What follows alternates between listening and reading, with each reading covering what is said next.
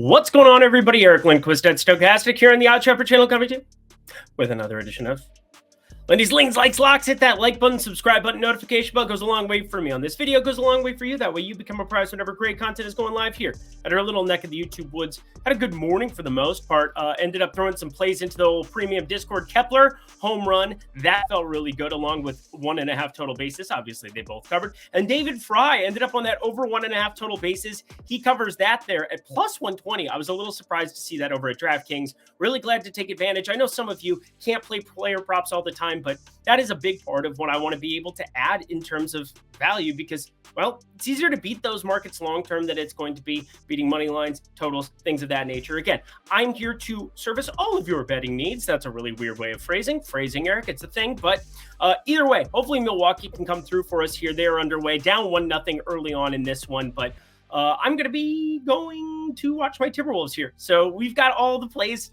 Fortunately, had all the odds for the most part outside of one, but I think I know the pitchers are going to be there, Atlanta, Chicago, and I think we're going to be waiting on that total until tomorrow morning. So yeah, hit me up on X at Eric Lindquist if you have any questions, but 8 games for Thursday, just 8 games. Have a couple of likes, no locks on the card here for this spot, but we've had a really, really good week so far. We'll see how Milwaukee pans out. Obviously, that's going to be a big part of it. It's a bummer, the Baltimore deal. Some tickets on DK didn't get voided. That was kind of a strange one. ESPN, I know, minus 145, minus 150, tons of it, voided tickets there. Know your sportsbook rules, I suppose. That's something that bothers you. Obviously, it bothered me seeing that happen, but we're going to keep things going. The props are hitting here, feeling really good about a lot of those reads. The home runs are starting to jump through again, and well, we've got some momentum. So enough talking here on the front of this. We got producer Jacob along, per usual. I know some of you guys don't think he's real. That mother trucker is real. She got really famous. Anywho, producer Jacob, you're real. Let's get to the picks. Game number 1, and it's a bummer because I thought I would end up on something here. I thought we'd get some value going to Luis Gil, and no. Pretty much the opposite, minus 142 here on the Yankees side of things. I was hoping to get minus 120, minus 125. That did not come to fruition. It's about perfectly efficient there, but let's at least talk about the pitchers because Luis Castillo, you get him outside of T-Mobile and it gets questionable. He's been all right. 40% hard hit is decent, but 18.5 degree launch angle. That is problematic when you talk about Judge, Soto, Stanton. They hit the ball high, far. Verdugo hitting pretty well this season, 280 expected batting average, 409 expected slugging. Pretty tough spot for Luis Castillo on the road in New York. Plus, we're seeing it start to get humid, starting to ramp up weather-wise, looking like another spot where we're going to see some potential weather advantages going forward if we can be early to numbers. Winds blowing out, 80 degrees. Oh, it's so freaking freaky. But we know Luis Gil's a guy that I've just liked the stuff from day one. Watched one outing of his. I do get worried from time to time in a short Yankees stadium against power teams. He's going to have some problems against some lefties, but not really any lefties I'm all that worried about here in the Seattle Mariners lineup. Cal Raleigh, switch hitter, he's by far the best. And then you've got Dominic Canzone, who does have that hard hit, has that ability, will get pinch hit for. Josh Rojas probably moves up in the order for this spot. Luke Raley's been pretty popular. Gotta say, it freaks me out, even though 31.2% K rate, 291 expected slugging, everything's good for him so far. So I'm leaning towards the under of 8, but unfortunately, nothing but prop potential here for me. I don't really see any advantage of taking this under 8. Again, it's a key number there, 4 and over, 4-4. You're screwed, not enjoyable.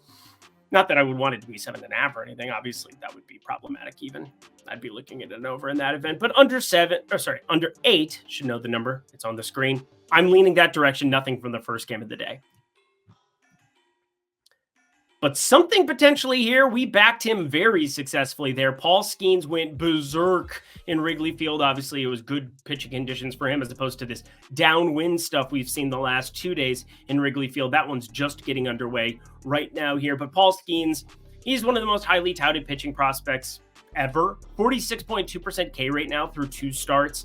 Libby Dunn going to be in the stands. That's always a bump. Throws it 100 every time. That's usually good for pitching. 18 strikeouts now through 2 outings. Very curious where this one gets posted at because we've been breaking it down pretty much ad nauseum. You're probably not going to get a lot of value here on the money line going up against Mr. Black here on the other side, but I will say that Paul Skeens, 7-9 for a K ladder. Chaos is a ladder.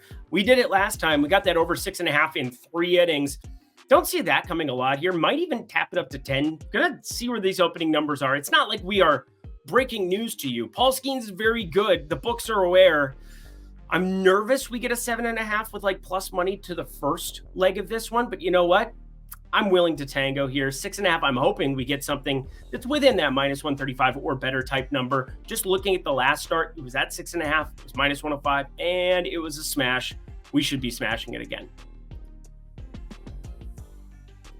I really like this play. Andrew Heaney ended up getting moved to Thursday. They made him wait one more day. They went dunning here on Wednesday. Not a great start for him. Real Muto just went yard off him. He was in the round robin in the premium Discord. Hopefully that Discord round robin can fire up. But Zach Wheeler, one of the best pitchers in baseball. That is not shocking whatsoever. Heaney broke him down the other day. 44.8% hard hit, 20-degree average launch angle, and weather. Again, it is definitely hitter friendly out here in good old Philadelphia tomorrow. The weather forecast, wind 8 to 10 sustained out to right center. That is not good.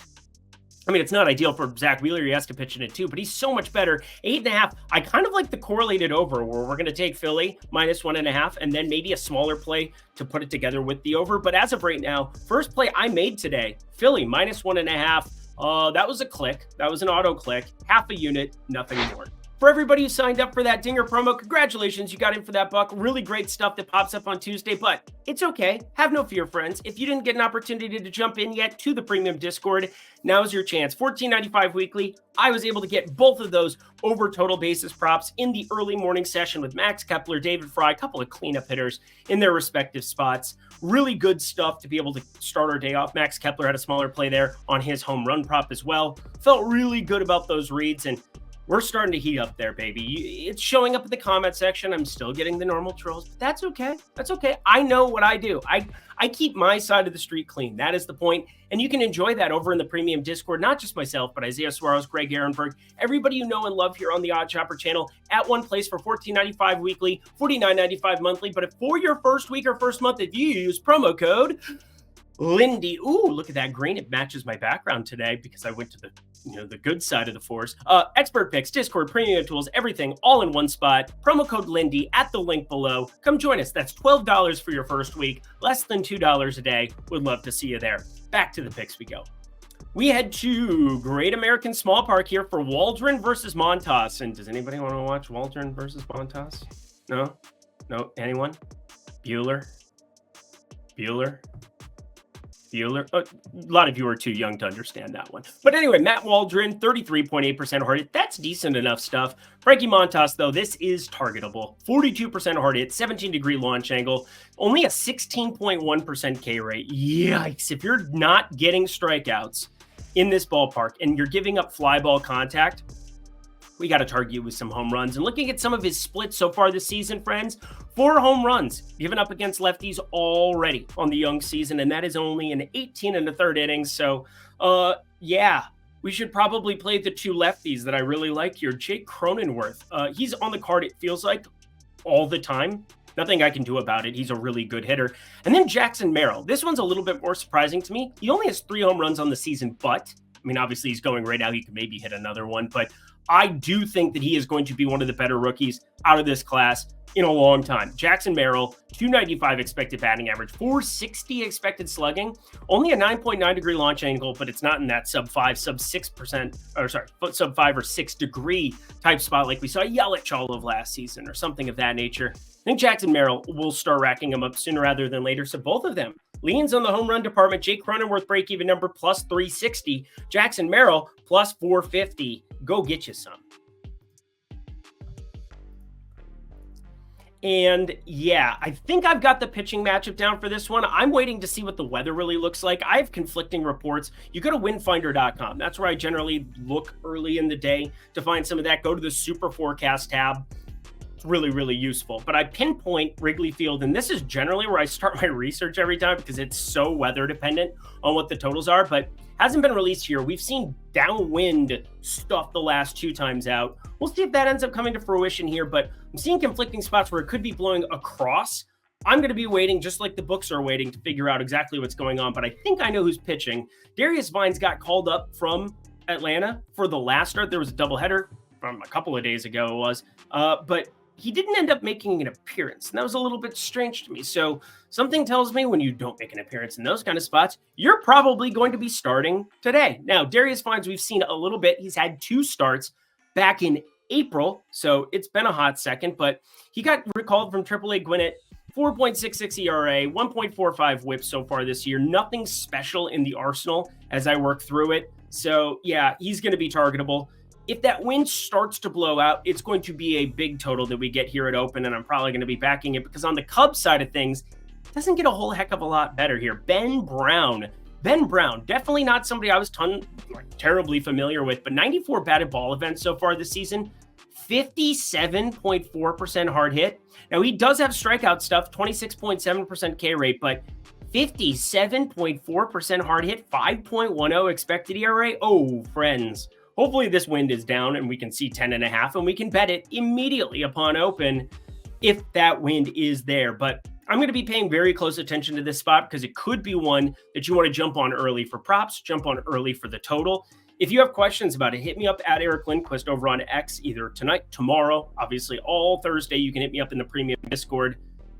But many runs. That is my lean here. Both these pitchers, not suitable. Both bullpens. Braves have been all right. Cubs, it's questionable at times. We are definitely going to be targeting runs here in Wrigley, hopefully. This one's pretty clear-cut to me. Austin Gomber going up against Mr. Estes. Now, there are 2 scenarios here. One is going to make Colorado a lean, but 2, I think that Colorado actually ends up going to Ryan Feltner here because this isn't official from the MLB website. I am pretty sure that this lines up to be Feltner. His last time he pitched was on the 17th. They've been doing every team does it a little bit differently, but they generally give him 5 days of rest in between starts. He starts on the 6th day. He started on the 5th, 11th, 17th. So it sets up for the 23rd, even though books at open have it listed as Austin Gomber. So you got to pay attention to this one. I know you're listening to me and then you're going to just look at the like and people are going to freak out. It is what it is. I don't really care. I'm used to it by now. I just love to be able to give you the information rather than just tell you a play and move on with my day as if nothing just happened because I'm betting it too. I have a half unit here coming down the pipeline. Should have made this a lean like on Colorado money line, mainly because I know that if it's Feltner that gets posted, I am going to be betting it. And I think Feltner ends up being the guy there. We're talking plus 102. Just give me coin flipping with the better pitcher over Estes. And Estes is the guy who does match up to be the starter here today. Now, Austin Gomber, I think, is going to be fired into, yeah, there we go. Ryan Feltner. I was going to say, I thought Austin Gomber was potentially going to be starting on Wednesday night. Anywho, we've got lots to be paying attention to going forward, but Ryan Feltner starting, I want to back against Estes. Feltner, Estes. Estes, Feltner. Finkel is Einhorn. Einhorn is Finkel. It goes.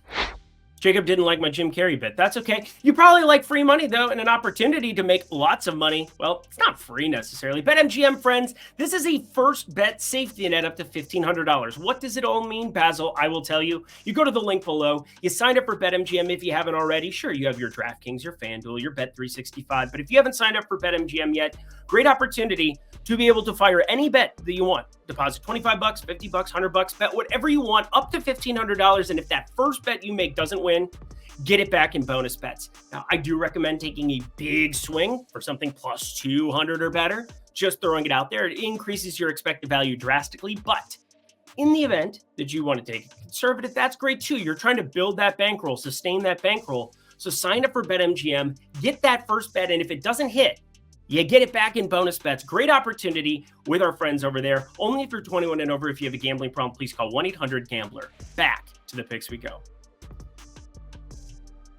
Man, already 2 games. Hit that like button, subscribe button, notification bell as we wait for Gausman and Flaherty. Very good pitchers.